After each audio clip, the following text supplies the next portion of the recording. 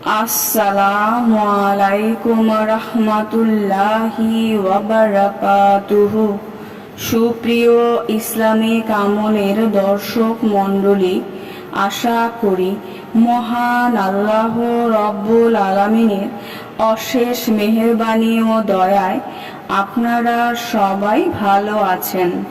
প্রিয় দর্শক শ্রোতা, আমাদের কাছে এক বোন প্রশ্ন করেছেন, উলঙ্গ হয়ে বাথরুমে গোসল করা যাবে কিনা। প্রিয় দর্শক শ্রোতা, আজকে আমরা এই বিষয় নিয়ে বিস্তারিত আলোচনা করার চেষ্টা করব, যেহেতু এ নিয়মে অনেক বিভ্রান্তি রয়েছে। আদতে উলঙ্গ হয়ে গোসল করার ব্যাপারে শরীয়তের বিধি নিষেধ কি তা আমাদের বিস্তারিত জানা প্রয়োজন। রাসূল সাল্লাল্লাহু আলাইহি ওয়াসাল্লাম এ বিষয়ে কি বলেছেন, এ নিয়ে আজকে বিস্তারিত আলোচনা হবে। ভিডিওটি শেষ পর্যন্ত দেখার অনুরোধ করছি। এছাড়াও ভিডিওটির শেষ অংশে আমরা আলোচনা করব মাহে রমজানে উলঙ্গ হয়ে গোসল করার বিষয়টাকে শরিয়াতে কতটা যৌক্তিক।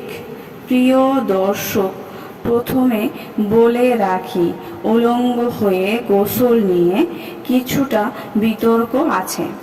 আলেমদের মতে উলঙ্গ হয়ে গোসল করা একেবারেই উচিত না, এটা মাকরুহ।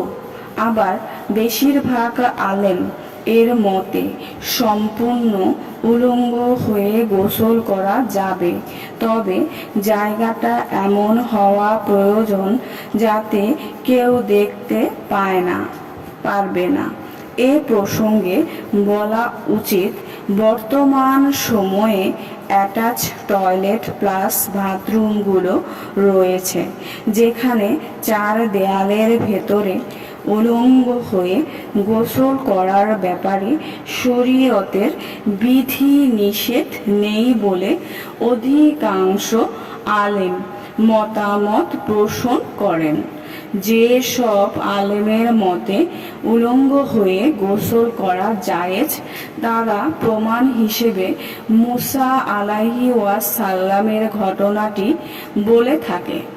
তবে যাই হোক, আপনার কাপড় যদি নাপাক হয়ে থাকে তবে আপনাকে অবশ্যই সে কাপড় পাল্টিয়ে গোসল করতে হবে।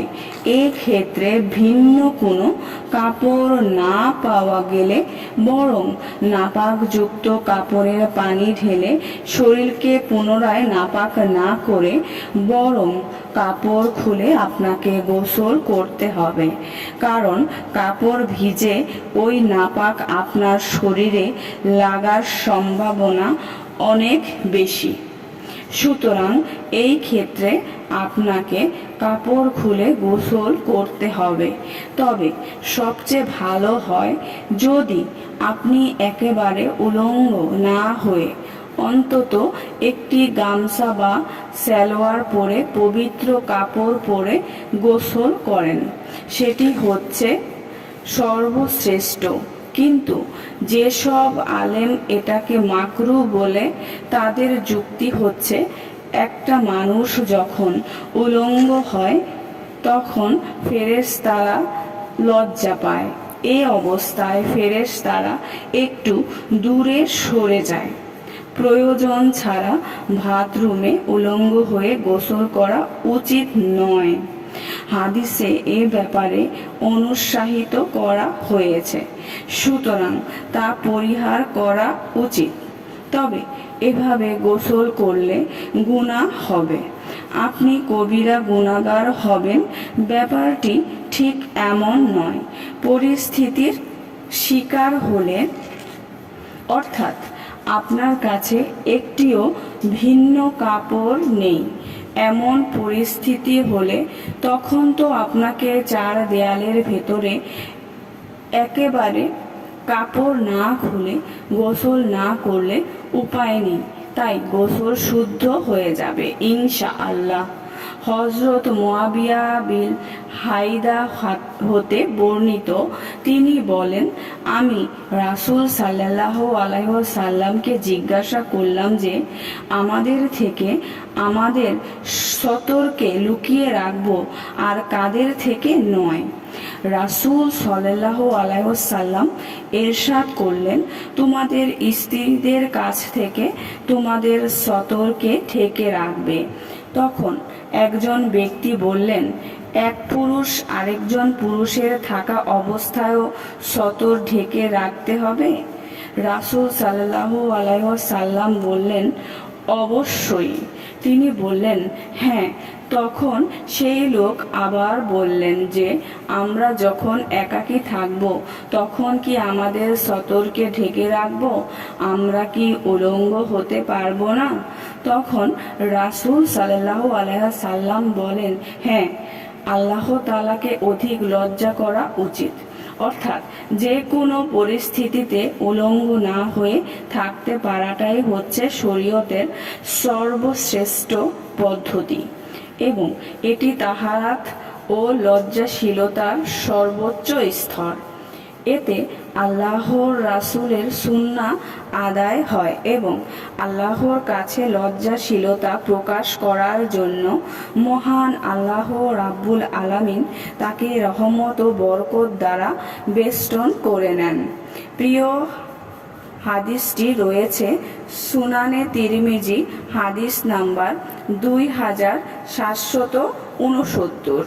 তবে যদি অন্য কারো দেখার সম্ভাবনা না থাকে তাহলে প্রয়োজনে পাকা গোসলখানায় বা বাথরুমে বিভস্র হয়ে গোসল করা জায়েজ একেবারেই। যদি কোনো ভিন্ন পদ্ধতি না থাকে তবে বিশেষ ওজর থাকলে বা অন্য কারোর দেখার সম্ভাবনা না থাকলে তাহলে প্রয়োজনে পাকা গোসলখানায় বা বাথরুমে গোসল করা জায়েজ আছে। প্রিয় দর্শক, সর্বশেষ আলোচনার মূল ফলাফল হচ্ছে উলঙ্গ হয়ে গোসল করা জায়েজ, তবে এটা একেবারে অনুচিত কাজ।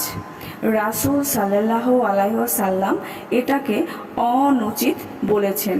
তিনি বলেছেন, বরং একাকীও আল্লাহ তাআলার প্রতি লজ্জা পোষণ করেও উলঙ্গ হওয়া থেকে দূরে থাকা। এজন্য সবচেয়ে ভালো পদ্ধতি হচ্ছে মাহে রমজানে আপনি যখন গোসল করবেন তখন গায়ে গামছা বেঁধে নেন অথবা একটি পাতলা পাজামা পরে গোসল করতে পারেন।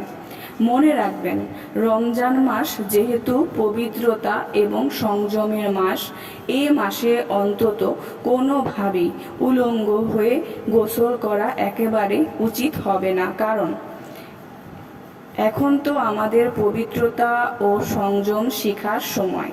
এছাড়াও বছরের বাকি 11টা মাসও উলঙ্গ না হয়ে গোসল করার চেষ্টা করতে হবে। আল্লাহ রাব্বুল আলামিন আমাদের রাসূল সাল্লাল্লাহু আলাইহি ওয়াসাল্লামের দেখানো পথ, রাসূল সাল্লাল্লাহু আলাইহি সাল্লামের দেখানো সুন্নত তরিকা অনুসারে গোসল করার তৌফিক দান করুক। প্রিয় দর্শক, ভিডিওটি ভালো লাগলে অবশ্যই আপনার বন্ধুদেরকে শেয়ার করে দিবেন। সবাই ভালো থাকবেন। আল্লাহ হাফেজ।